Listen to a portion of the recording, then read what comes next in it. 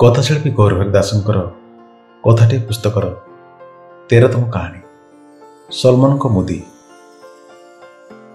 राजा सलमान से दिन तांको सिंहासन रे नीरव बसता चारिपटे विद्वान पार्षदगण से अनुरूप चिंतित दिशा।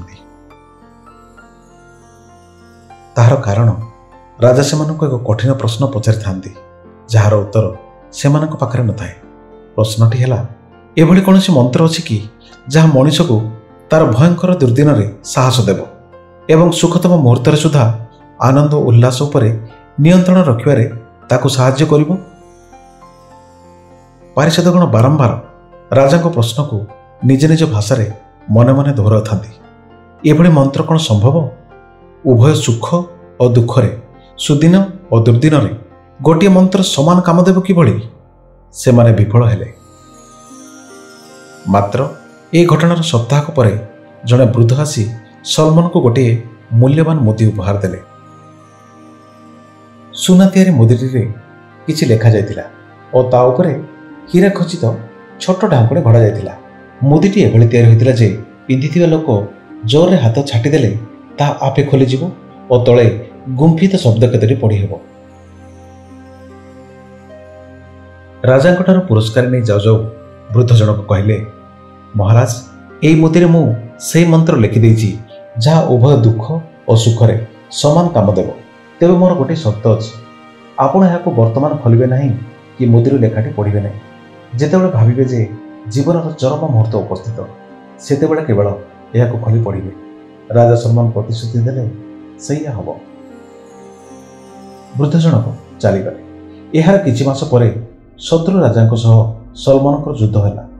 सलमान से युद्ध में परास्त हो रणक्षेत्र में पलायन करुता।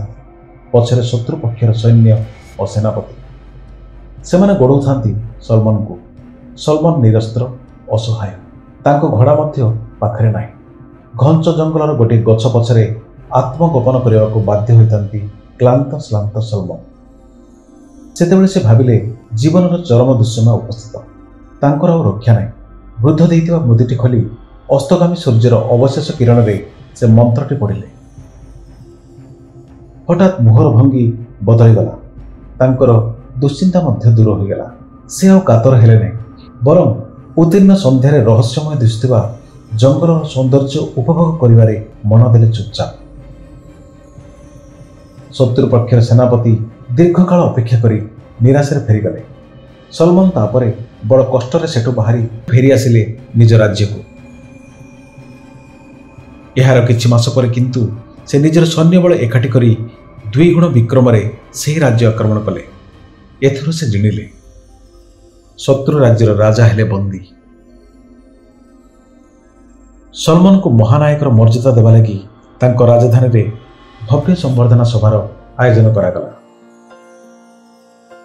सलमान से दिन योद्धार वेश पोशाक पिंधि राजप्रसाद बाहर थांती संबर्धना मंच को। सबुठारु तालीम प्राप्त अश्व तांको पिठी रे बसाई सभास्थल को नेउथाए। चारिपटु पुष्पवृष्टि होताए और ता संगरे जय जयकार। सलमान भावुथांती तांकोठारु अधिक क्षमताशाली राजा ए पृथ्वी रे द्वितीय केही नांती। अद्भुत आत्मप्रसाद और अहंकार रे से निज मस्तकरू मुकुट खोली दीर्घ केश को पछकू छाटी देले विरचित ठाणी रे। सेतिक बेले हाथर से मुदीटीर ऊपर ढांकुणी खरीगला लंबा केशर छिंकी होई। उज्जवल सूर्यालोकरे मंत्ररूपी शब्द केतोटी उपरे आखि पड़िला तांकर। निमिषकरे राजा सलमान को मुहर भंगी बदलीगला। मन भितरु विजयर अहंकार दूरे गला। से अश्व उपर ओह्लाई पड़िले। हाथ टेकी इशारा देले पुष्पवृष्टि और हर्षध्वनि बंद कर। पादरे चली चली से मंच जाए गले और नम्रतार सह मुंड नुआई केवल फूलतोड़ाटी ग्रहण करी विजयर श्रेय को उत्सर्ग कले निज राज्यर नागरिक और सैन्य मान। सलमान को मुदीरे छोट छोट अक्षर लेखा थिला मात्र केतोटी शब्द। यही समय रहिबा।